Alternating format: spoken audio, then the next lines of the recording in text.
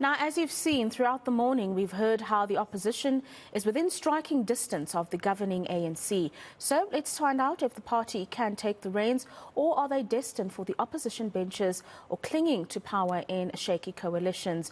We're joined now by former DA leader, Mr. Tony Leon. Mr. Leon, thank you very much for your time this morning. Let's start with the importance of this particular conference for South Africa.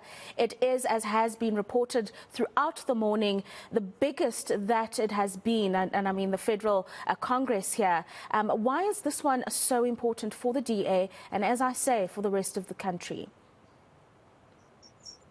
Well, the DA is, of course, the principal opposition party in South Africa. It is the second largest and has been that for the last 23 years, almost, well, actually from inception, it was the official opposition, still that. And I think why this conference and Congress, which is a lot slicker and more professional than any that happened in my time, I'm pleased to see, is significant is because we're on the eve, in the run-up to arguably the most important election in South Africa since we founded democracy here in 1994, because change is in the air. And I think what the DA is trying to project is that it is the best and most significant agent for a political change to happen in South Africa democratically and peacefully. And I think the Congress, perhaps for the first time in a long time, is getting its proper due as the get-together, the policy-making, the elective arm of the second largest party in South Africa. No, absolutely. I mean, 2,000 delegates making their way all the way to the venue to discuss those important policies that you've just mentioned there. Let's focus a little bit on those policy and what makes the DA valuable real estate in South African politics, the socioeconomic crisis that we find ourselves in, the kind of policies that you believe will be formulated by the DA's leadership to ensure a smooth running at a national level, potentially after the 2024 elections. Well, that's going to be quite a tall order, not in terms of implementing good policies, but making those policies stickable in a situation where large swathes of the civil service have actually been captured, if you like, by the ruling party through its cadre deployment practice, which has really laid waste to the state. And secondly, by a country which is economically on its knees, as we know. And I think perhaps the most significant contribution the DA can make and should make and hopefully will make is to actually answer the economic challenge of South Africa. And in a way, they were given a free pass by Cyril Ramaphosa, who announced just recently that the great triumph of his government is the fact that there are 19 million South Africans who receive social grants. Now, let's be very clear. Those are very meager packages of perhaps 350 Rand a month per head. And if this is regarded as a triumph, I would argue it is the greatest single failure of the government, because it's in an environment where a whole range of other government policies have stopped job creation, have caused massive unemployment, have seen an outflow of investments from this country, and a complete lack of consumer and investor confidence in our country, very sadly. So anything and everything which can reset that, which can prove that South Africa, not in a cliched way, but in a substantive way, is indeed open for business, is an environment where businesses can flourish, where businesses can create jobs, where businesses won't be stifled by the dead hand of the state. When and if the DA does that this weekend and going forward, I think it can make a very exciting contribution to the better life for all, which used to be the slogan of the ANC, but now is almost mocking people by the fact that we have the reverse condition in our country, sadly. And I hope and trust that the official opposition DA will actually make a difference on that playing field, because it is a very strong field for the party to contend on because of the failures all around us. So it's one thing to point out state failure, which the official opposition is very good at doing. It's another thing to say, here is the alternative. And I think by showing that alternative, you're going to perhaps break through to a lot of people who've just given up.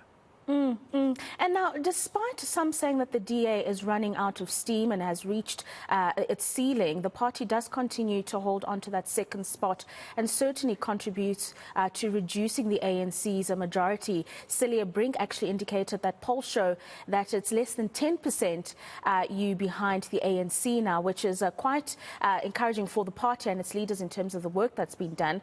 But what kind of future should the party work towards in order to strengthen itself should it get into majority and retain that majority?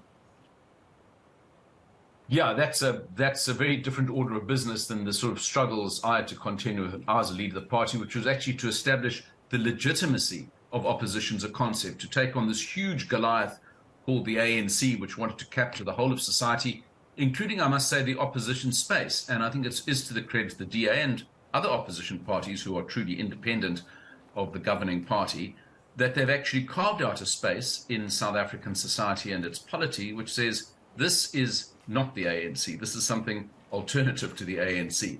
So I think fleshing out that space is the order of business for this Congress and for the months that follow it. You know, on the subject of the DA having reached a threshold, of course, all parties do have thresholds. The question is whether the DA has exploited its threshold significantly. I think there's some way to go on that. I'm reminded of the fact that in 1999, after the general election, when the DP, which I then led, went from being this tiny marginal party of 7 members of parliament to becoming the official opposition with 38 seats, one of my predecessors, the late Van Zyl Slabbert, said of us, oh, well, the DP's painted itself into the corner. Well, actually, what's happened between 1999 and today is the corner's got much bigger. I think there are now over 85 seats held by the DA in parliament, which is a good thing. I think what the party is going to have to demonstrate, and there's been some successes and some failures on this front in coalition building, is that while every non-ANC vote in the country is up for grabs, not every one of those votes is available to a party called the DA for a range of historical and other reasons. And whether a sensible set of arrangements can be put in place with other like-minded opposition parties to actually build the strength, the momentum, and the enthusiasm running up to 2024. So South Africans, when it comes to election day and the days afterwards, actually have a clear choice between the ANC, EFF on the one hand, as they seem to be now, collaborating as they are on Joburg and Ekurhuleni, and an alternative which actually hasn't just got policies for power, but has put together the practical arrangements to try and attain that power. And that speaks really to the role of the DA and the DA leader, whoever that person's elected to be today, to do two things. One, to speak as leader of the DA, which is to enthuse the party, its base, its supporters, very important. But another, because the Constitution mandates the leader of the DA as the second largest party to be the leader of the opposition, to also speak, I think, cooperatively and sensibly to other opposition parties, current and yet to be formed. How do we collaborate and cooperate leading up to 2024? And I think it's not either or, it's both and. And then finally, we can't ignore the glaring exodus of black African leaders from the DA of late, from Lindiwe Mazibuko Mbalintuli, Phumzile van Dam, Bongani Baloyi, Makashule Ghana, just to name a few. Do you have any concerns as someone who's now standing on the periphery watching in, are you worried about the trajectory that the party is taking when it comes to the leadership that comes and goes within the party? Well, I think a lot of it has to do with the world of perceptions. I mean, if every person, when they get fed up with a political party or their lack of preferment in that party or their lack of progress or too much progress, says, I'm out of here, that's one thing. When they leave and say, well, I'm out of here because this is a racist construct, that's obviously very damaging. And I think a couple of those folk that you mentioned said exactly those things on their way to the exit door.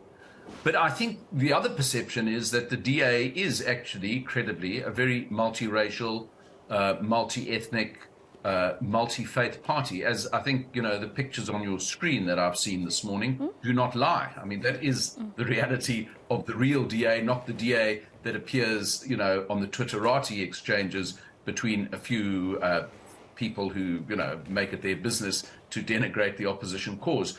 But of course, you want to consolidate. You don't want to be always on the back foot, having to explain why X left or why Y hasn't left and might yet leave in the future, and so on. So I think those things are a bit debilitating.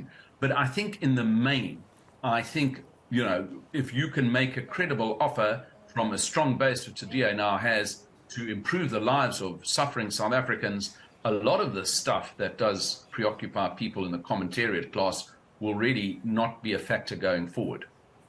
And I have to ask you, if you were a voting delegate at the conference this weekend, Mr. Leon, do you have a preferred candidate that you would be voting for as a president or leader of the Democratic Alliance?